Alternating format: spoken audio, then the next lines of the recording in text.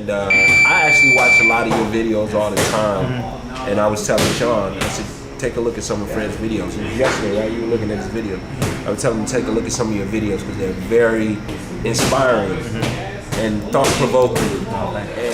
Is this you too? Done? Congratulations. It's family. You wouldn't? All right, shit. He shot my documentary.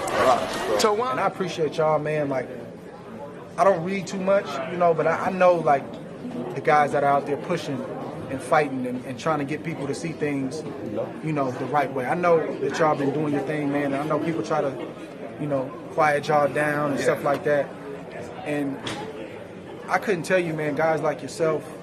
The stuff you're doing, it's something you can apply to your life. Barbershop conversation, guys. Wow, what an explosive interview. And I'll just say this. I never spoke on the conversation I had with John David Jackson. Remember, John David Jackson trained Bernard Hopkins. And remember, Bernard Hopkins invited me to his last workout, which was in early December, before the emails came out. Because I would have definitely... Okay, because I would have definitely spoke to Bernard about that. But John David Jackson and I had a at-length conversation about Sergey Kovalev. And I never brought it up to you guys because it was in confidentiality. And I'm not going to add to what John David Jackson said. But everything that he said in this interview, pretty much I knew before the interview came out. And I just wouldn't want to ruin my... my relations with people, so I did not bring it up. So he said some more stuff to me, but I'm not going to bring it up because he didn't bring it up. I didn't listen to the interview. I'm just reading on Boxing Scene right now what he said. But I told you guys, take Andre Ward in the rematch. And I should have told you guys I had inside information. So I'm going to take it on that. I could have made you guys some money. I could have got you guys probably an extra pair of pants, some more gas money. I'll take that. But I told you emphatically to take Andre Ward in the second fight. I thought it was going to be an easy fight for Andre Ward. An easier fight, for Andre Ward. And I had...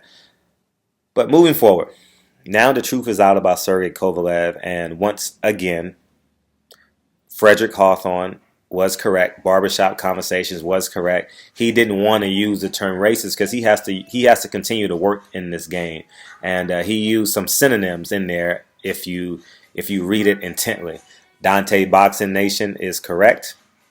The LDBC is correct, and any other outlets that talked about Sergey Kovalev being a racist and selfish and self-centered and just an asshole. And I got that when I interviewed him. He's just a slime ball. You know, it's nothing nice. You know, even, let's say, even Freddie Roach. Like, Freddie Roach is not a slime ball. We just disagree a lot. Right? And we disagree so much that it's cool now. You know, it's funny. He gave my son a glove maybe a month ago. You know, and a signed glove. He signed a glove for my son maybe a month ago. So that goes to show you, man. People respect you, and I'm not taking none of the credit. I just think it was a group effort, and all the trolls on YouTube tried to tell us differently. But I had inside information, and I wish I could have told you guys. I think I told you guys maybe in December. Probably got to check my videos, but I told you I had a conversation with John David Jackson. I just couldn't talk about it. And the conversation we had about Arthur Benavidez, woof. He said in the interview Arthur Benavidez would have beat him. He said that kindly. He told me in frank, illicit words what Arthur Benavidez would do to Sergey Kovalev. And so that's all I got, man. And Sergey Kovalev is a piece of shit, man. He's a selfish piece of shit, and there's nowhere to go. He only can go lateral now because Adonis Stevenson can only take 2 fights. He can only do the mandatory. Eleanor, his name starts with an E. I'm sorry, I'm drawing a blank on his name. Elitez or something like that, the mandatory. Or he goes to Andre Ward. You know, enough is enough. You know, that belt needs to come across the border. and it needs to be a unification bout. So anyways, man, Barbershop Conversations. Again, shout out to Dante's Boxing Nation.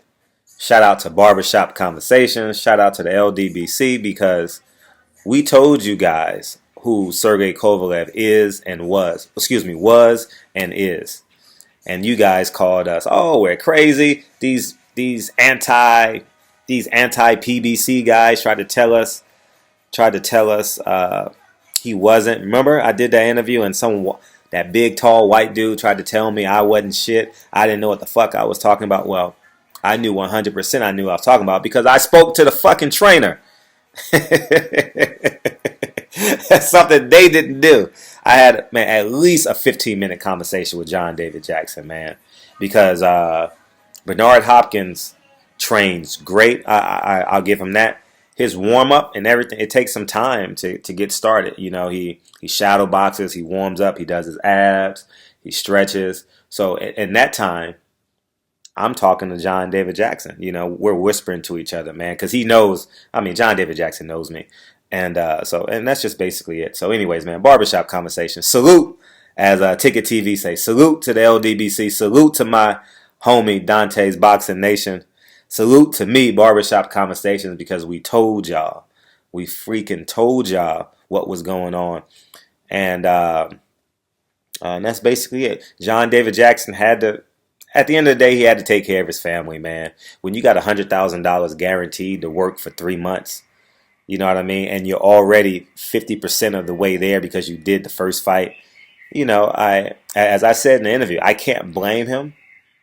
But there aren't too many, I'll just say this, there aren't too many Colin Kaepernicks in the world, man.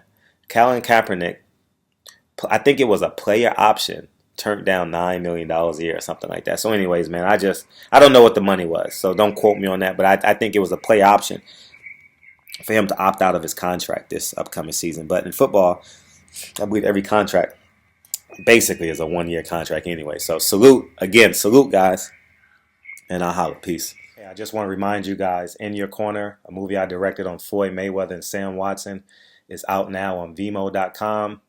In Your Corner, click the link in the description box, and I would genuinely love and appreciate you guys' support. And don't hesitate to leave a comment and let me know what you thought of the film. And again, I appreciate you guys' support, and enjoy the video. Peace.